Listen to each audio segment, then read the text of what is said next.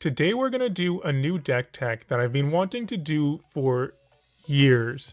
It's kind of a new deck tech because this is actually one of the first commander decks that I ever made. This is Gishath Sun's avatar. You can see right in the bowl of ramen here. But Gishath is one of my favorite commander decks. Usually when I go out somewhere to play, I'll bring two decks with me. One of them will be Gishath and the other will be something else. But I really like this deck. It's a lot of fun and I've had it for years. When I first built this deck, it was really wanting for dinosaurs. Basically, if there was a dinosaur, you would put it in here even if it wasn't good, because with Gishath, you need a critical mass of dinosaurs. That's not the case now though, because we recently went back to Ixalan and now we have lots of dinosaurs and this deck has gotten some upgrades in a big way. So we're going to do an entire new deck tech for it now and go over a lot of the new cards. We're going to take a look at Gishath right here though. So Gishath costs 8 mana. It's a very, top heavy, high on the mana curve commander. It's Naya colors, so red, green, and white. It's a dinosaur. It's a 7/6 with vigilance, trample, and haste. It says, whenever it deals combat damage to a player, reveal that many cards from the top of your library. Put any number of dinosaur creature cards from among them onto the battlefield and the rest on the bottom of your library in a random order. So, seeing as dinosaurs tend to be quite large and cost a lot of mana, what Gishath allows you to do is just cheat all of them into play.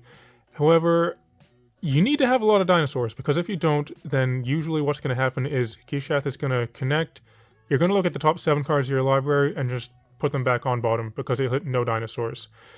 That's why the deck needs to be loaded with tons of dinosaurs, but fortunately, we have lots of them now, so we're going to take a look at those. So starting off in the 2-drop slot right here, we have Marauding Raptor. This is one that we've had for quite a while. It's quite good because it's a cheap dinosaur at 2 mana, but it also ramps us because it has creature spells we cast cost 1 less to cast. So it kind of does everything we want. It's a dino and it ramps us. Also, though, it says whenever another creature enters the battlefield under your control, this does 2 damage to it. If a dinosaur is dealt damage this way, this gets +2/+0 until end of turn. That's very irrelevant because Enrage is one of the key mechanics for dinosaurs, which triggers when they're dealt damage, so this can trigger Enrage. I actually don't have a lot of Enrage cards in this deck, but I do have one very important one which goes infinite with this in kind of a weird way that can make the game a draw a lot of the time. But we're definitely playing Marauding Raptor. We've also got this brand new card here, which is pretty much perfect for this deck, Hunting Velociraptor, one of the Jurassic World cards. Once again, a cheap card. It doesn't really ramp us, but it allows us to cheat dinos into play. It's a 3/2 first strike for 3. It says dinosaur spells you cast have Prowl, 2 and a red, so 3. So you can cast a dinosaur for its Prowl cost if I dealt combat damage to a player this turn with a creature with any of its creature types. So if this or any other dinosaur we have deals damage to an opponent, we can just cast Gishath or anything for 2 and a red. So this card, it's quite expensive, but for good reason because it's perfect for this deck. Here's Runic Armasaur. This is one it's not a new card, and this is one that I did not have in the deck for the majority of the time I've been playing the deck. But when I re-evaluated the deck with all these new cards, I put it back in the deck because it is good. The reason that I had it out before was because I kind of felt like it would just do nothing a lot of the time. But that's kind of okay, because if it does nothing sometimes, but it's a dinosaur, at the very worst, it's something we can hit off of Gishath. It has good stats, a 2/5 for 3, that's good, it's a good blocker early on, but in matchups where this does do something, it can be very relevant. Whenever an opponent activates an ability of a creature or a land that isn't a mana ability, you can draw a card. There are lots of commanders that rely on their activated ability, so if you're in a matchup against one of those kind of commanders, this can just draw you so many cards. So when this is good, it's really good. A lot of the time, it might never trigger this. But even so, it's good stats on an early dinosaur that you can hit off Gishath. So for those reasons, I put it back in the deck. Tranquil Thrillback is very good. It's a fairly new card. 3 mana, 3/3. When there's a battlefield, you can pay green up to 3 times. When you pay this cost 1 or more times, choose up to that many. So it's very flexible. You can destroy an artifact or enchantment, exile a graveyard, or you gain 4. So it serves 3 different purposes on a dinosaur, It's really good. It's an early dinosaur. That's something that I really look for in this deck, is what early dinosaurs can I play, because you don't want to just have your hand full of, 7, 8, 9 drops. These are ones where you can actually cast them even if you don't hit them off of Gishath, but I like Frillback for its flexibility. Rampaging Ferocidon, it turns off life gain and little, go wide creature decks, token decks, things like that, so it's quite good for that reason. Next up, we've got Topiary Stomper here, which is good for kind of the same reasons as some of these other cards. It's an early dinosaur that we can actually cast, and it ramps us into Gishath, so it's a 4/4 Vigilance, and it searches out a basic land when it comes into play. It's quite good, basically like a rampant growth on a stick. Here we've got Thrashing Brontodon. So it's basically a utility card. Like it's a dinosaur, we can play it early, we can hit it with Gishath, but you can sack it to destroy an artifact or enchantment. So it's pretty important actually to be able to have artifact and enchantment removal on the creature type of the deck that you're playing. Here's a new one though, Bronzebeak Foragers. This is 4 mana 3/4 dinosaur. When it enters the battlefield, for each opponent, exile up to one target non-land permanent that player controls until this leaves the battlefield. You can also pay X and a white, put target card with mana value X exiled with Bronzebeak Foragers into its owner's graveyard, you gain X life. So this is very good because it answers 3 things. It's not a permanent answer, but it can be, because you can basically put the thing into exile forever or put it into its owner's graveyard and then you gain X life. So I like this card quite a bit at just 4 mana. It's one that, once again, once you get past 4 mana, it's kind of getting to the point where you're more often than not looking to hit it off of Gishath rather than cast it. 5 mana is fine, 6 is really getting up there, but 4 is still fine. Here's another 4 mana one though, a new one, Curious Altosaur. I like the picture on this one quite a lot. This long neck reaching over there. But anyway, it's 2/5 dinosaur for 3, has Vigilance and Reach. Whenever a dinosaur you control deals combat damage to a player, draw a card. So it's like the Toski kind of effect. That's a very popular card, and that's basically this, but for dinosaurs. So yeah, this card is really good. Another new one here, Hulking Raptor. Once again, this is a dinosaur that ramps us. So for 4 mana, it's a 5/3 with Ward 2, so it's harder to kill. At the beginning of combat on your main phase, add green, so it ramps us by 2, so that's actually pretty big, because usually by the time we get to turn 4, we'll have probably have ramped with some kind of a land ramp like Farseek, or maybe we have a Soul Ring or something. Then you combine that with this, that's probably enough to get you to Gishath. That's basically what the goal of the deck is to ramp into Gishath and then use Gishath to hit your opponent to put more dinos into play. There's a new one though. This is Pantlaza, Sun Favored from the new commander deck, 5 mana 4/4. Whenever this or another dinosaur enters the battlefield under my control, I can discover X, where X is that creature's toughness. Do this only once each turn, so this can get a ton of card advantage. This is a really good one to hit off of Gishath, because probably you're going to get this plus some other dinosaur, and you're going to kind of be able to go nuts with the Discover there. Next up, we've got, this one is really cool. This is one of my favorite new dinosaurs, Wrathful Raptors. 5 mana, 5/5 trample. It says whenever a dinosaur you control is dealt damage, it deals that much damage to any target that isn't a dinosaur.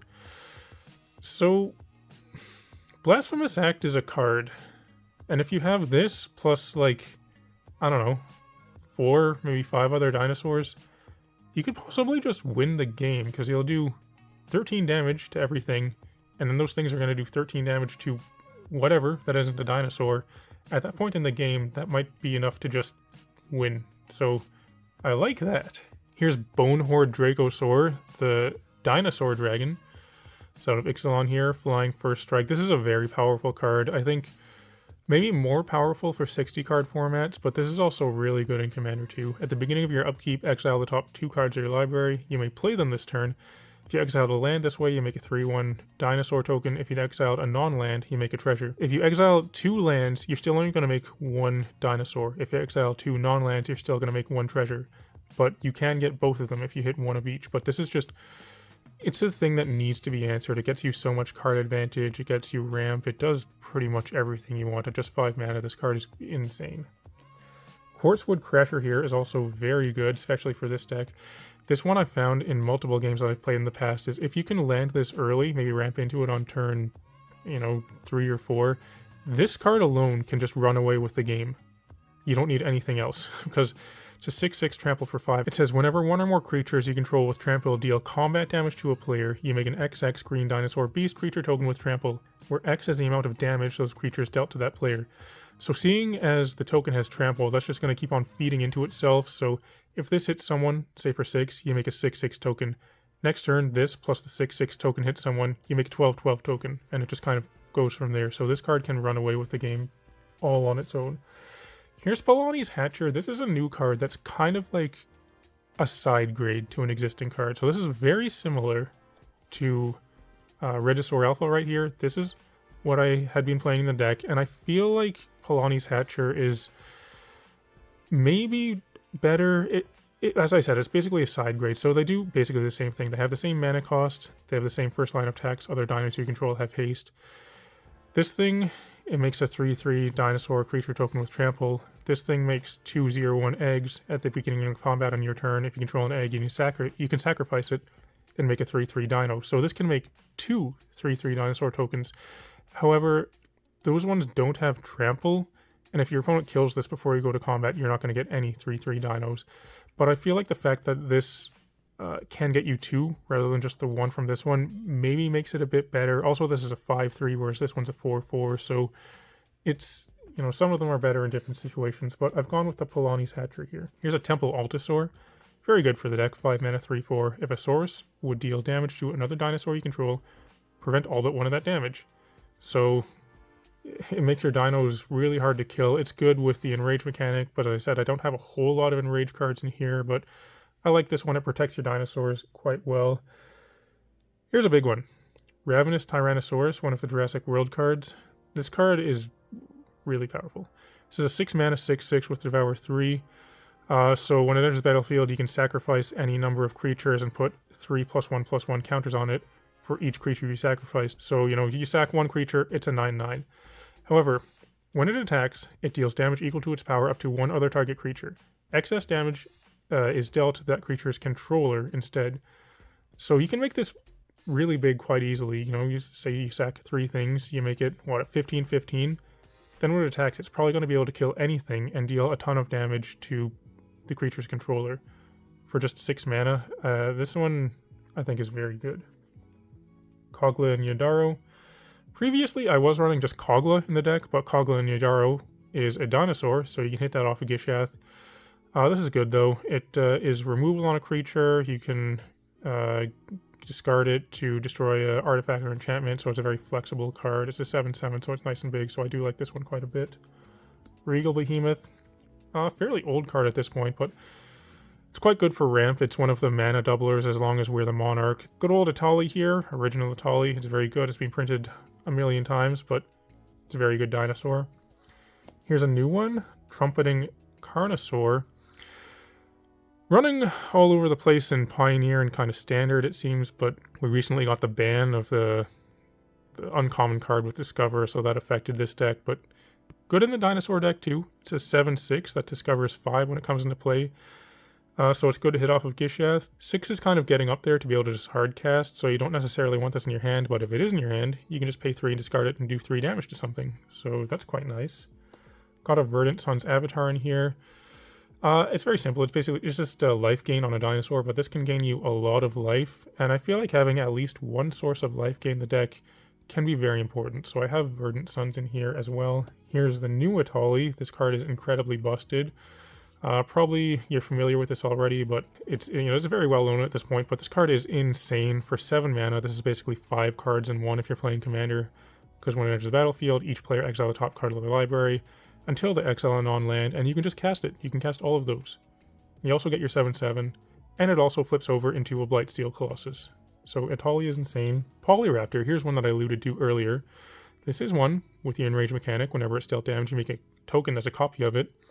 So this can kind of get out of hand very quickly, because those tokens also have this ability. But if you have Marauding Raptor in play, and you play Polyraptor, this is going to do 2 damage to the Polyraptor, which is going to trigger Enrage, which is going to make another Polyraptor, which is going to trigger this, and that'll do 2 damage to the copy, and you just keep going, and keep going, and keep going, forever, until something stops the loop. If something cannot stop the loop, the game ends. The game is just a draw because it's an infinite loop that cannot be stopped. Sometimes I do that on purpose. If I want the game to just end, I'll put these cards in play at the same time, maybe even tutor up for them, and just have the game end in a draw. I think it's funny. If you want the game to just end, that's a way to do it. We have both Galtos in here, the original one, 12/12 trample. So it's good to hit off of Gishath because it's huge, but also you can reasonably cast this for quite cheap. And then the new Galta. So one thing that happens a lot with this deck is that you have lots of 7, 8, 9 mana cards stuck in your hand because you can't cast them. You can cast one per turn probably, but chances are you want to just cast Gishath anyway. If that happens though, and you have Galta, just play Galta and you put your whole hand into play. When it enters the battlefield, you can put any number of creature cards from your hand onto the battlefield. So Galta is pretty good in this deck for that reason, and also it's nice to hit off of Gishath as well. It's still a 12/12 trample. We've got Wakening Sun's Avatar. This is a Wrath on a dinosaur. When it enters the battlefield, if you cast it from your hand, destroy all non-dinosaur creatures. Most of our creatures are dinosaurs, so pretty good for this. It's a Wrath for everyone but us, basically. Unless the opponent's playing dinosaurs, which they could be. Satalpa, being printed a million times as well, but it's very good. 8 mana, 4/8. Flying, double strike, vigilance, trample, indestructible. So that's a big one.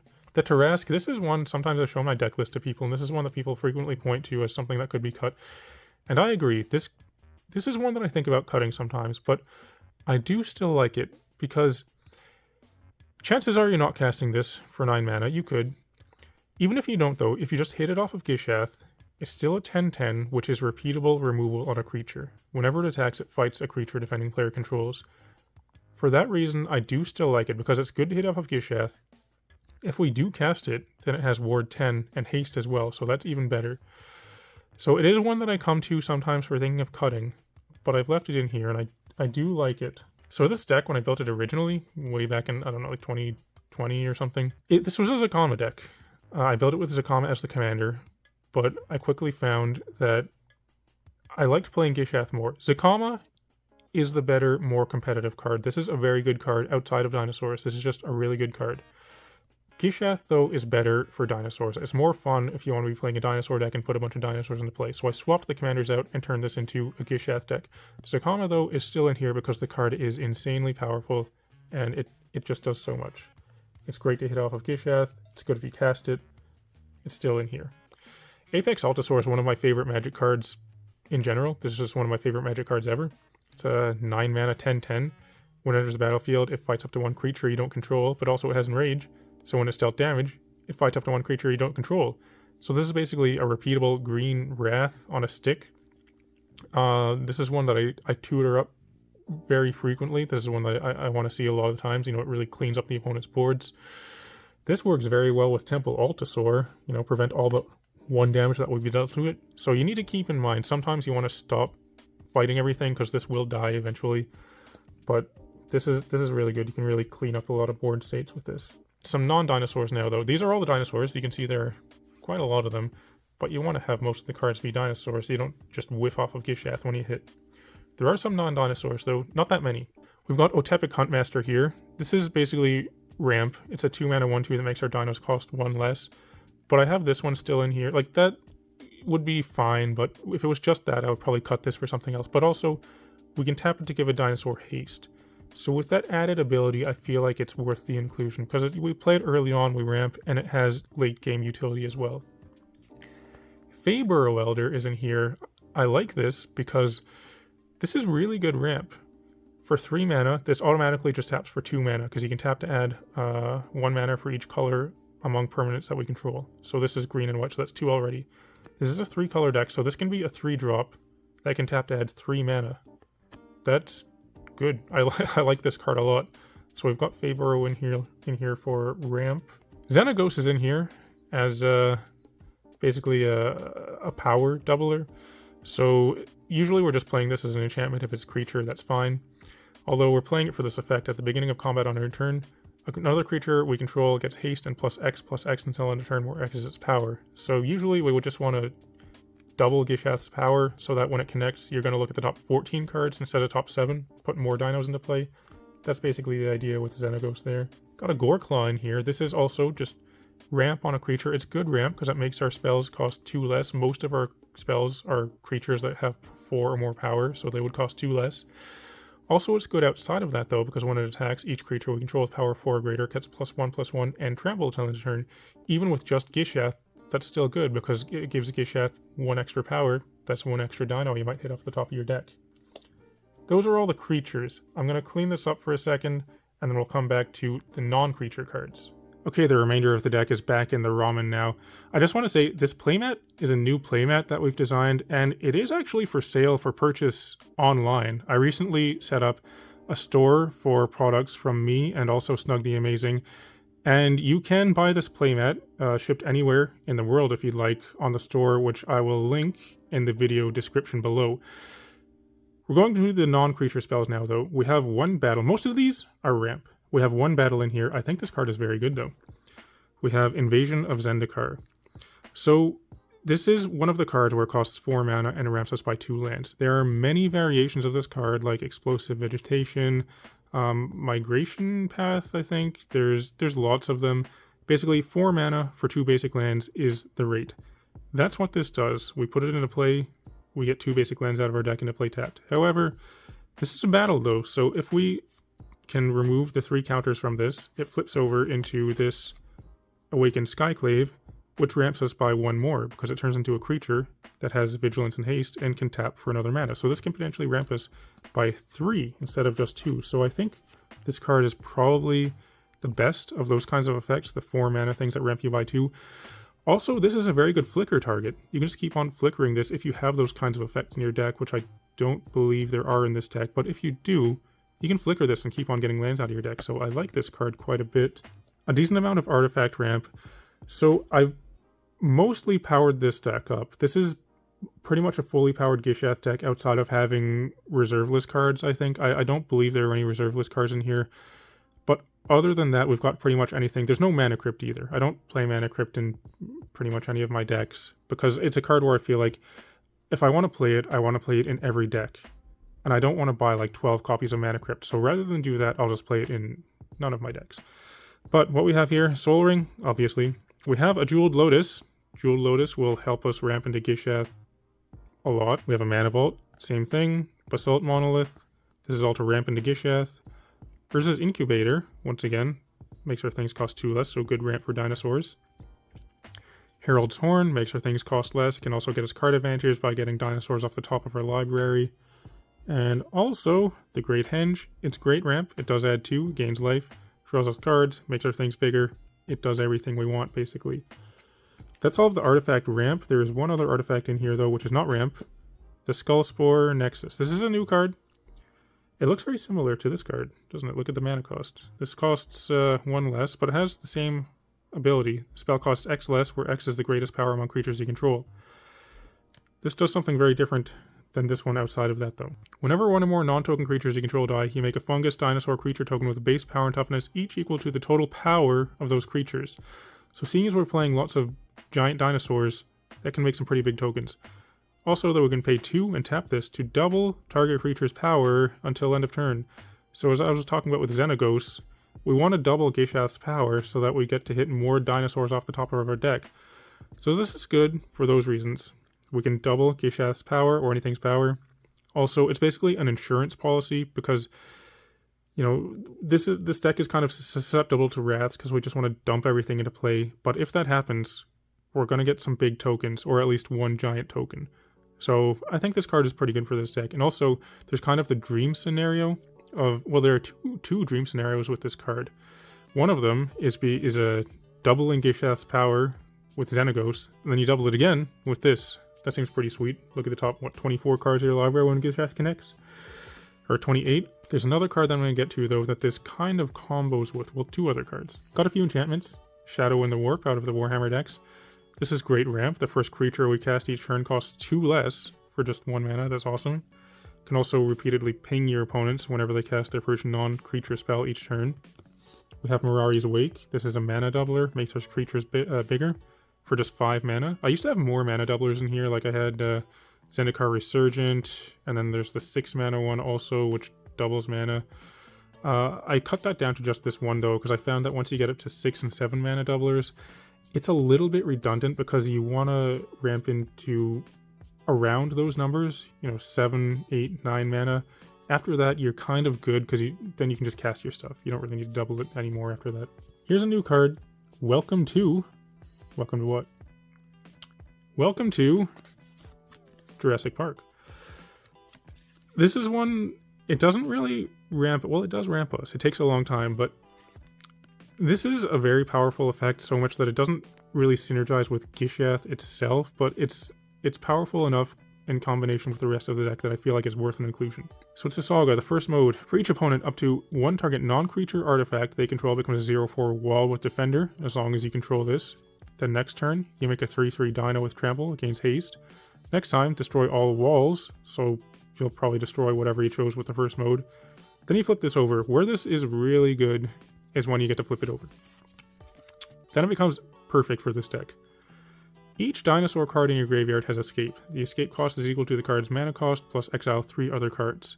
Also, it's like Gaia's Cradle for dinosaurs. You tap, add green for each dinosaur you control. This half of the card is incredible for the deck. This half is fine, but what you really want to do is flip this over, and then it kind of becomes insane for this deck. So that's why the card's in the deck. It's decent on the front half, but it's incredible on the back half. Here's Greater Good. This is one of the combo cards I was mentioning earlier. So 4 mana enchantment, you can sack a creature, draw cards equal to the sacrifice creature's power, then discard 3. So since our creature's a giant, this can get us a ton of card advantage. It's protection from wrath and things like that, because it'll refill our hand really well. One thing you can do with this, though, is play it in combination with the Skullspore Nexus and also this card right here, the new Ghalta. So what happens is you would have Greater Good in play, have Skullspore in play. You play Ghalta, its trigger goes on the stack. With the trigger on the stack, you activate the Skullspore Nexus to double this creature's power until end of turn. It's now a 24/24.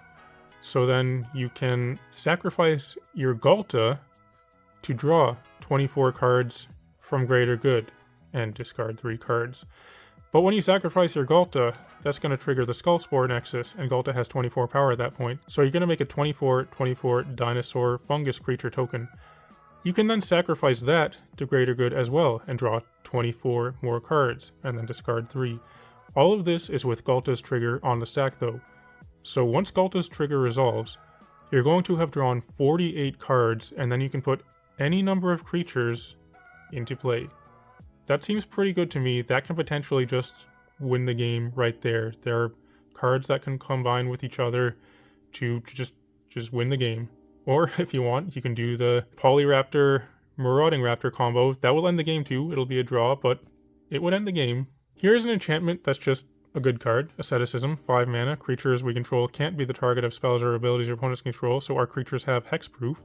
We can also pay 2 mana to regenerate a creature, so this makes our creatures really hard to kill. It's good with Gishath, because a lot of the time when you play Gishath, people want to kill it before it'll deal damage. Well, this gives it hexproof, so they kind of can't unless they have something that doesn't target it. Quite a bit of ramp here. We have Rampant Growth, Farseek, this is a Farseek, Nature's Lore, 3 Visits, Cultivate, Kodama's Reach, Open the Way. I like this one quite a bit. It's another one of the, basically the 4 mana ramp you by 2 cards, because that's the rate that you would get for this. If you want to get 2 lands, you would pay 2 into X plus 2, so 4 mana. But if in a 4-player game, this can ramp you by 4 if you pay 6 into it. So I like that. This is very flexible and good. I think it's a really good ramp piece. Jessica's Will, once again, mainly playing this as ramp, because this could help us land like a turn 3 Gishath or something if an opponent still has 7 cards in hand. Just add a bunch of red and play Gishath. So mainly that's what it's in here for, but can be card advantage as well. We have a few wrath effects. Farewell, very flexible, exile a ton of stuff. Blasphemous Act, it's great removal in a ton of decks and also works well with the Wrathful Raptors. And then Ondu Inversion, basically it's not a free inclusion, but I'm playing this kind of in a land slot, and I think it's good. You know, it's a Wrath on a land, so it can be good early game as a land or late game as a Wrath. We're playing Akroma's Will because this card is insane, but also this can be one of the power doublers. because it can give our creatures double strike. So that's kind of the same as doubling the power for Gishath. Lets us hit more dinosaurs, but it does so much else. It gives us all the words on all our creatures, basically, at instant speed. Here's a Heroic Intervention. It's very good protection.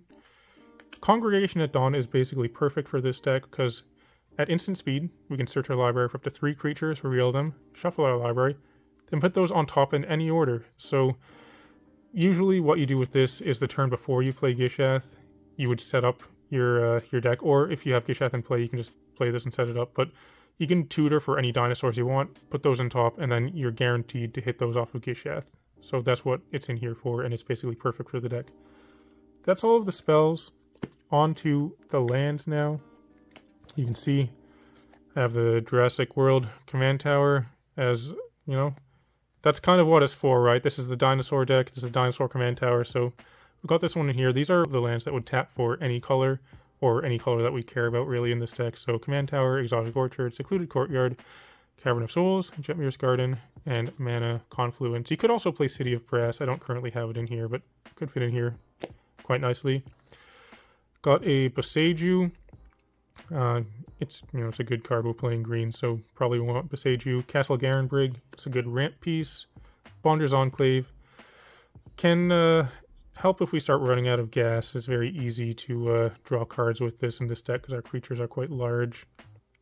Plaza of Heroes. It's kind of a rainbow land, but also it protects our Gishath or any legendary creatures. Ancient Tomb.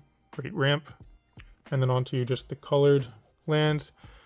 Got the fetch lands, all 3 of those, all 3 of the shock lands. We've got the filter lands, Grove here, Crows and Verge. I like Crows and Verge because it's ramp on a land. It's slow, comes into play tapped, but can get you 2 lands for 1. Mossfire, Sungrass Prairie. We've got the the Pain lands, all 3 of them there in various languages. Got a couple of the Zendikar Rising lands here, and then onto the basics. And obviously, with my Gishath deck, I want to have it themed with Ixalan and dinosaurs, so we've gone with the full art basics from Ixalan: 3 forests, 2 plains, and 2 mountains. What might be fun to do now is do a little bit of play testing, because with the Gishath deck here, you really have one thing you want to do. You want to ramp as fast as you can into Gishath and hit someone with Gishath and dump dinos into play. I've got the deck all shuffled up here. Let's take a look at what we can do on the first few turns. So 3, 4, 5, 6, 7. What have we got to work with here? We have 1 land and a mulligan. Okay, that's fine because we get 1 free mulligan. Got it all shuffled up here. Let's try again. 7 cards. What can we get? Hopefully something good. Okay, that seems like a better start. So we have 2 lands. Fortunately, one of them produces green. It can't do green turn 1, but that's fine. So this will be a keep. We will draw our card, assuming this is multiplayer. So we draw regardless of whether we're on the play or draw. So probably just go like land, mana vault, and then that would be your turn 1. Looks like that. Next turn, another land, that's fine. So we could go another land. And then we have access to 5 mana. Probably it's worth using the Mana Vault at this point to use our Invasion of Zendikar, get that into play, and then we can get 2 more basic lands into play tapped. So we get these 2 basics and put them into play tapped, and then that would be the end of the turn. On our next turn, so there's an interesting choice actually, because we could just draw something and hope to play it, but what we could also do is pay the 4 mana, so Mana Vault will untap, and that will guarantee mana for Gishath next turn, so that's probably what I would do, is just pay the 4 mana. Draw, well, if I hadn't done that, we would be able to play Gishath this turn, but I did, so in that case it would just be like, probably land pass. Next turn though, okay, so we finally get to a Gishath. Stuff on taps. We have so much mana now. Stomping Ground. So say we play our land for turn. How much do we have? 3, 6, 9, 12 mana. Dang. 9, 8. Okay, we can do something cool here. Jeweled Lotus. Sack the Jeweled Lotus. Add 3. 6. 7, 8, 9. We have 1 floating. Play Gishath. So with our 1 floating, plus 3 more, could actually Akroma's Will to give Gishath double strike here, as well as flying, vigilance, lifelink, indestructible, and protection. So let's try that. We'll pay all of our mana, play Akroma's Will, and then attacking with Gishath with double strike and all of that stuff. Let's see. Double strike, assuming the opponent... Probably the opponent's going to take all the damage. So 14. We'll look at the top 14 cards because Gishath is going to do 7 twice. Can we get some cool dinos? 1, 2, 3, 4, 5, 6, 7, 8, 9, 10, 11, 12, 13, 14. That's pretty good. So out of 14 cards, we hit 5 dinosaurs. Some pretty good ones, though. So these would go back on bottom, and then the rest of these would be in play. And at this point, we can't really goldfish anymore at this point, because it depends on what the opponents are doing and what they have. But, you know, got a mana doubler, can wipe the board, players can't gain life. We would take some damage from this, but that's okay. Can make a whole bunch of trampoly things, can do a crap load of damage with Ravenous Tyrannosaurus. That was a pretty good Gishath hit. So that was kind of an example of how the deck plays out. You want to ramp as fast as you can into Gishath and then do this, put that stuff into play. And usually that ends up being pretty fun. And so that's the new and improved Gishath deck. It's changed a lot since I did the first deck tech for it years ago. The cards I have here, these are the new. This is just the new cards from Lost Caverns of Ixalan. There are a ton of other new cards in the deck from other sets that have come out since then, but these are just the ones from Lost Caverns, so it's gotten some huge upgrades, and it's a good deck at this point. You know, for a while it was like Dinosaurs was just like a fun, not really a meme deck, but it's a fun deck to play casually, but there's lots of good cards in here at this point, and this deck, it's one of my favorite decks, as I said before. When I go out somewhere to play, I'll bring this deck pretty much all the time, plus one other deck, because this is good for casual games, but also it's gotten powered up enough to where it's actually a pretty decent deck too. And there are lots of dinosaurs at this point, and just cards in general, which could fit very well in here that I don't have in here. I feel like other people's lists might look a bit different than mine, so if there are cards you think would work well in here, definitely let me know in the comments below. If you're a fan of Gishath, you can let me know your deck list and you know, kind of how that differs from this. But I'm pretty happy with the way that I've set this up right now. It's you know, every card kind of does what I want it to. So let me know your thoughts in the comments below. Otherwise, though, if you're still watching, thanks for watching. It'd be cool if you can like and subscribe and all that kind of stuff. I'd encourage everyone to come join my Discord server. You can find a link to that in the video description below. And also, I'll mention once again that if you would like to get yourself a snug playmat like this, you can buy that from the 8th Place Dave store. I have set up a store and you can find a link to that in the video description below as well. If you'd like to purchase any Magic cards though, you can get those by going to facetofacegames.com. They're the largest Magic store in Canada. They're also a sponsor of the channel, and you can use code 8th Place Dave at the checkout to save 5% on your order. Also, I'd just like to take a moment to thank all the patrons that support me on Patreon, but otherwise, thanks for watching, and I'll talk to you later.